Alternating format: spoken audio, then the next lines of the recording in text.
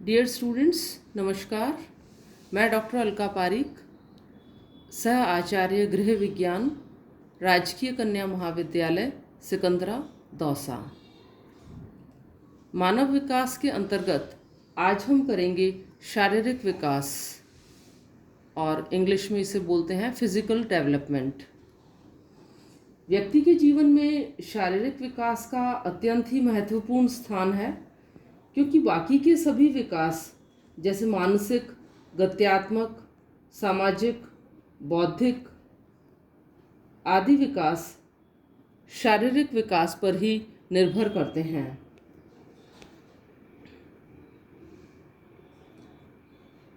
यदि बचपन से ही शारीरिक विकास धीमी गति से होता है, और उसके कई कारण होते हैं, या तो बालक का न्यूट्रिशनल स्टेटस ठीक नहीं है, या वह बहुत कमज़ोर या बीमार रहता है, तो उसके कारण उसके सामाजिक, मानसिक, बौद्धिक, संवेगात्मक विकास, भाषा का विकास सभी कमज़ोर होने लगता है, जो कि बच्चे के ओवरऑल डेवलपमेंट को प्रभावित करता है। शारीरिक विकास का बालक के व्यवहार की गुणात्मकता और मात्रात्मकता, इन दोनों पर ही गहरा प्रभाव पड़ता है। हेरिडिटी और एनवायरनमेंट दोनों का ही शारीरिक विकास के ऊपर असर पड़ता है। अब हम देखेंगे कि आखिर फिजिकल डेवलपमेंट है क्या। फिजिकल डेवलपमेंट का अर्थ होता है शारीरिक विकास को हम इस तरह से समझ सकते हैं कि शरीर की लंबाई, भार, शारीरिक अनुपात, अस्थियों का विकास, दांतों का विकास, मांसपेशियों का विकास, आंतरिक अंगों का विकास आदि, इन सभी के प्रॉपर और टाइमली डेवलपमेंट को ही शारीरिक विकास कहते हैं। और शारीरिक विकास आप देख रहे हैं बर्थ से लेकर के और एडल्टहुड तक चलता रहता है। रादर हम ये कहें कि गर्भावस्था से लेकर के और वयस्कावस्था तक शारीरिक विकास होता है। और इस तरह से एक छोटा बालक जो 3.5 किलो का या 3 किलो का होता है, वो बड़ा होकर के 50 से 60 किलो का एडल्ट मैन या वुमेन बन जाता है। यह सब शारीरिक अंगों के निर्माण के कारण ही होता है।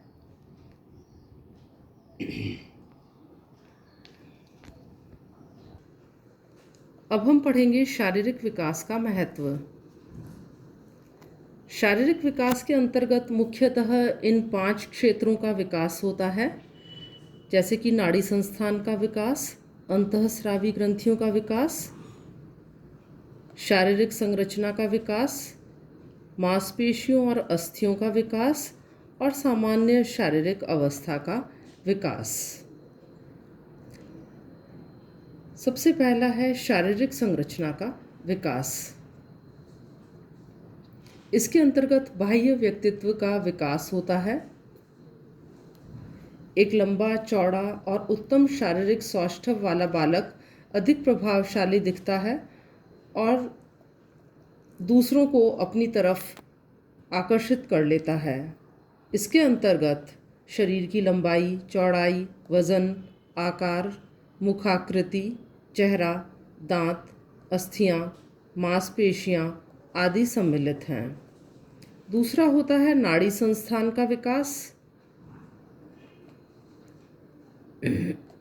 इसमें बालक की बौद्धिक और मानसिक योग्यताओं का विकास होता है।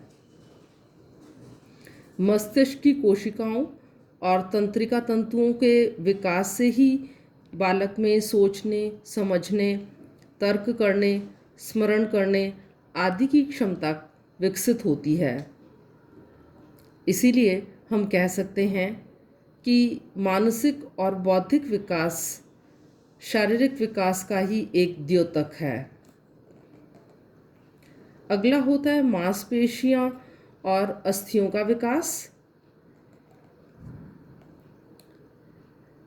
जहाँ अस्थियां हमारे शरीर को एक ढांचा प्रदान करती है, वहीं मांसपेशियां शरीर को सुंदर और आकर्षक बनाती है तथा साथ ही रचना भी प्रदान करती है। बालक में हिलने, डुलने, उठने, बैठने, दौड़ने, भागने और अपनी मांसपेशियों पर कंट्रोल करना, ये सब परिपक्वता के कारण ही हो पाता है। बाल्यावस्था में बालक की अस्थियां लचीली होती हैं और इसी कारण बार बार गिरने पर भी हड्डियां नहीं टूटती। लेकिन बालक के विकास के साथ ही हड्डियां मजबूत हो जाती हैं, उनमें कैल्शियम और फास्फोरस का डिपॉजिशन होने लगता है। अगला है चौथा, अंतःस्रावी ग्रंथियों का विकास। अंतःस्रावी ग्रंथियों के विकास के कारण ही बालक के स्वभाव और व्यवहार में परिवर्तन होता है। क्रियाशील होकर के और पीयूष ग्रंथि में वृद्धि होती है, ग्रोथ हार्मोन होता है जिससे कि बालक की लंबाई नियंत्रित होती है।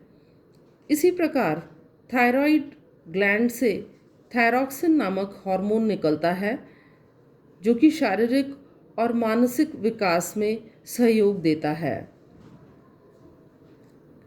किशोरावस्था आने पर सेक्स हार्मोन्स का सिक्रीशन होता है जिससे कि बालक के सेक्स ऑर्गन्स का डेवलपमेंट होता है और उनके अंदर मैचुरेशन होता है और इसी के कारण एक बालक बालिका स्त्री और बालक पुरुष बन जाता है।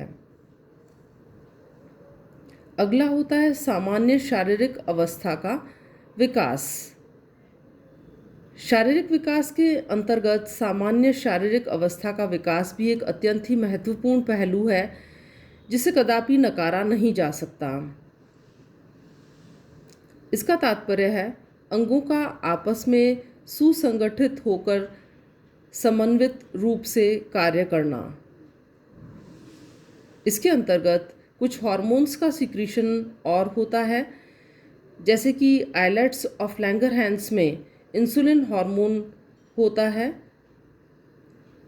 इसका सिक्रीशन डायबिटीज़ को कंट्रोल करता है। इसी प्रकार विटामिन ए की कमी से नाइट ब्लाइंडनेस या रतौंधी, अंधता या ब्लाइंडनेस, विटामिन बी की कमी से बेरी और त्वचा के रोग, विटामिन सी की कमी से स्कर्वी और विटामिन डी की कमी से रिकेट्स रोग हो जाता है। तो ये 5 पहलू हैं जो कि जिनसे हम समझ सकते हैं कि शारीरिक विकास कितना महत्वपूर्ण है किसी भी बालक के जीवन में। शारीरिक विकास को अध्ययन की दृष्टि से 2 भागों में विभाजित किया जा सकता है, प्रीनेटल डेवलपमेंट और पोस्टनेटल डेवलपमेंट। न्यूनेटल हमेशा कहते हैं न्यूबॉर्न चाइल्ड को, तो नेटल मतलब होता है शिशु। प्रीनेटल पीरियड यानी गर्भावस्था वाला समय, यानी जब भी हम शारीरिक विकास पढ़ते हैं तो हम उसे प्रीनेटल पीरियड में शिशु के जन्म होने के पहले वाले पीरियड के अंदर क्या क्या डेवलपमेंट होता है, यानी गर्भस्थ शिशु में किस प्रकार विकास होता है, एक तो इस हेड में पढ़ते हैं, और दूसरा पोस्ट नेटल डेवलपमेंट यानी कि बॉर्न होने के बाद में शिशु के अंदर किस प्रकार से विकास होता है। तो सबसे पहले हम पढ़ेंगे प्री नेटल डेवलपमेंट और stages of prenatal development, यानी गर्भस्थ शिशु के विकास की विभिन्न अवस्थाएं।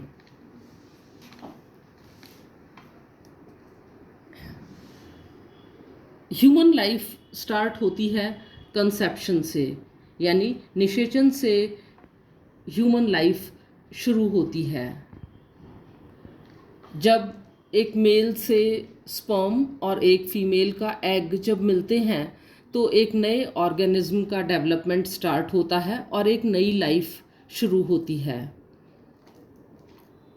प्रीनेटल डेवलपमेंट के यानी कि गर्भस्थ शिशु के विकास में 3 पीरियड्स इम्पॉर्टेंट होते हैं, जर्मिनल पीरियड, एम्ब्रियनिक पीरियड और फीटल पीरियड।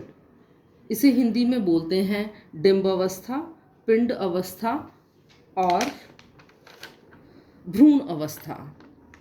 इनको हम तीनों ही स्टेजेस को विस्तार से पढ़ेंगे। सबसे पहले होती है पीरियड ऑफ ओवम यानी कि डिंब अवस्था। यह काल गर्भाधान से 2 सप्ताह तक होता है। इस अवस्था में प्राणी अंडे की शक्ल का होता है और उसका आकार पिन के हेड के बराबर होता है।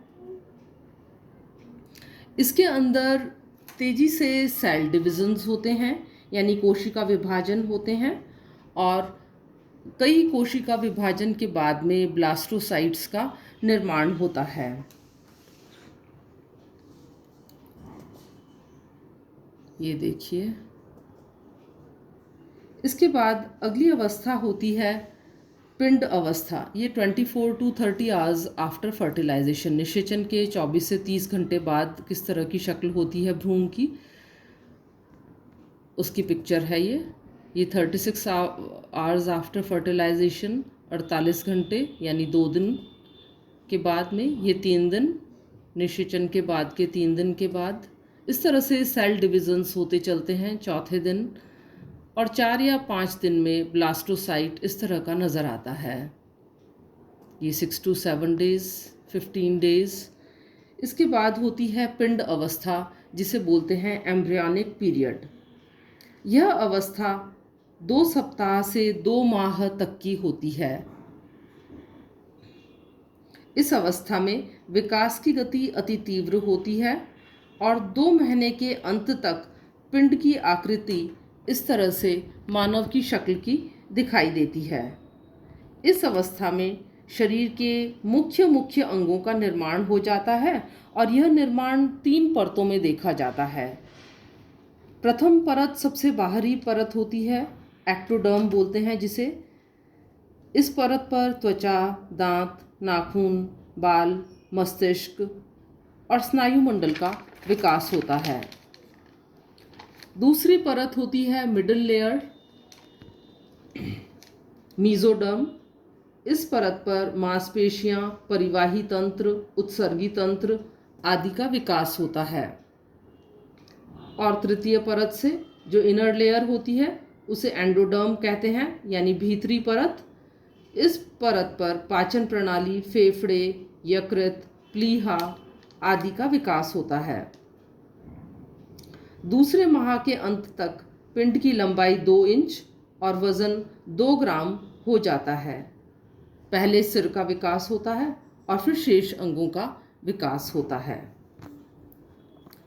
तीसरी अवस्था होती है पीरियड ऑफ फीटस अर्थात भ्रूण अवस्था। यह अवस्था 2 महीने से लेकर जन्म तक की होती है। ये विभिन्न अवस्थाओं में 6 वीक्स, 7 वीक्स और 8 वीक्स पर भ्रूण किस प्रकार दिखाई देता है, ये पिक्चर के माध्यम से आपको बताया जा रहा है।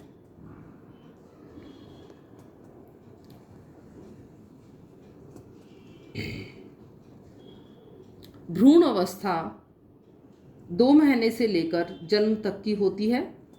इस काल में वृद्धि और परिवर्तन तेजी से होते हैं। यह अवस्था सबसे लंबी होती है, जैसा आप देख रहे हैं विभिन्न अवस्थाओं में, क्योंकि यह अवस्था 2 महीने से लेकर के 9 महीने तक की अवस्था होती है।